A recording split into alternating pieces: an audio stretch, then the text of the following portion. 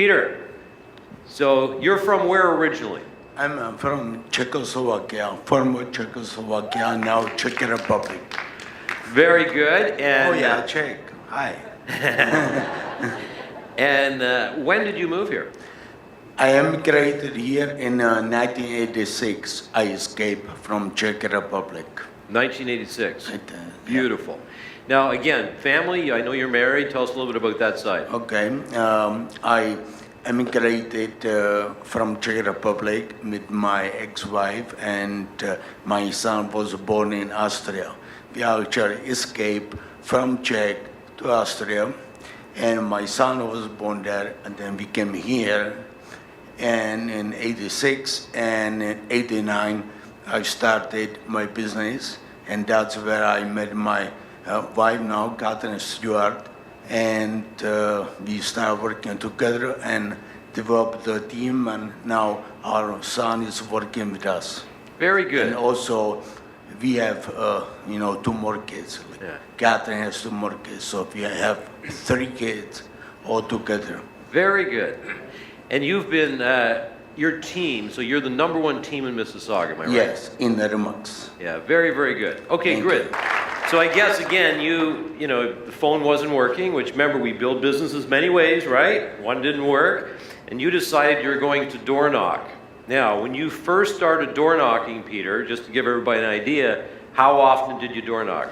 I probably did it almost every day, Yeah. twice a day, maybe in the morning and in the afternoon, like late afternoon, around during the summer, maybe 5 or 5, 6. That's when people got home from work, so I could reach them. Right. And if I couldn't reach them, I always left something behind the door, like tiramisu, some flyer, something. And then I came back, and I tried to reach them again. And when I sold something on the street or listed something on the street, I came back several times until I got them. And I always left something by the door, and when they finally talked to me, they said, "Oh yeah, we saw you were here 3, 4 times," and many times that got me in the door, get appointment, and the rest was history. Now, they put a little note up here. They're asking me to ask you when somebody swore at you. Okay, well, that's the story what my wife Catherine always talking about. When I started in the restaurant in '89. So my broker sit me in the cubicle and said, call people. So I call. And my wife sat next to me. Back then, she was just a co-worker. And she listened to me. I called the lady. I said who I am. And I asked her if she would like to sell her condo now or in the near future. And, she swore at me. She told me F off, and she hung up on me. So then Catherine, she looked at me and she said, well, what's wrong? You look different. I said, well, this lady told me this. I told her that. Back then, that was '89. I didn't speak English, and I really didn't have sense for the words. So if somebody told me, hi, how are you? Or F up, it was the same thing. So, right?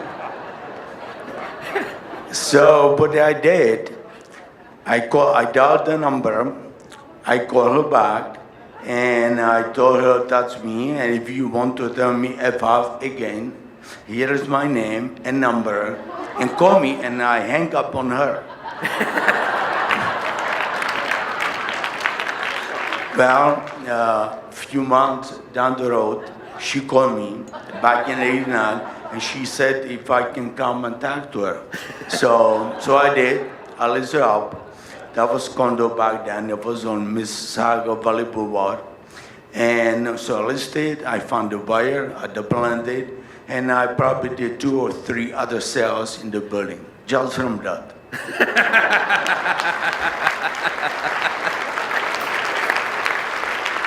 Is anybody getting the idea that persistence works? You know what I mean? You just stay in the game. Now, what about rejection? Because, you know, rejection doesn't seem to bother you. You go to a door and not everybody's friendly. How do you feel about that? Because a lot of people have trouble with it.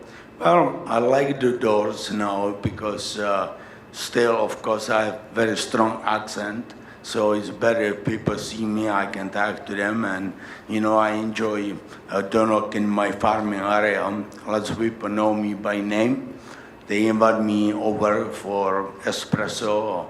They invite me over. And, of course, I don't knock on the streets that nobody knows me. And many times people close the door, you know, in my face. And I basically say, that's okay, next, numbers game, right? More times people say no, better it is. And actually, secret is, when people would like to get rid of me, it's better to say yes, because if they say no, really, it pushes me even further to...